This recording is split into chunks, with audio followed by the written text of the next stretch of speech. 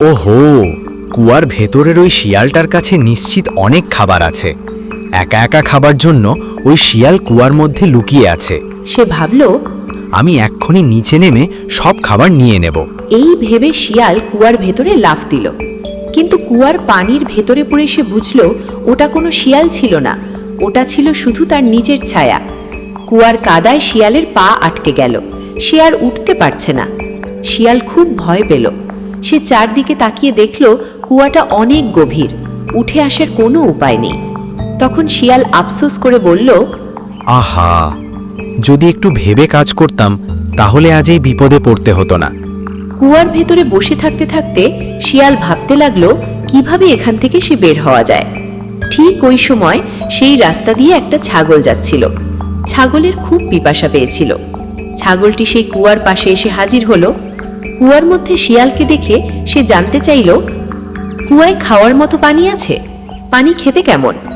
শিয়ালের মাথায় দুষ্ট বুদ্ধি খেলে গেল। সে মনে মনে বলল, এই তো পেয়েছি, এখান থেকে বাঁচার উপায়।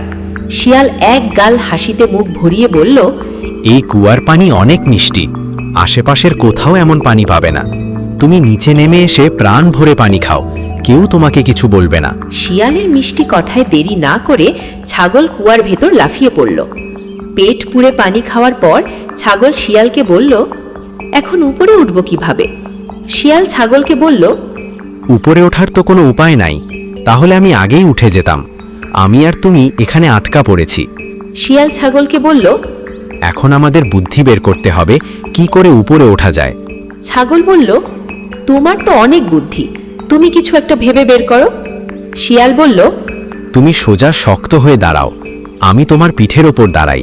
আমি একটা লাফ দিয়ে কুয়ার বাইরে চলে যাব, তারপর তোমাকে টেনে উপরে তুলব।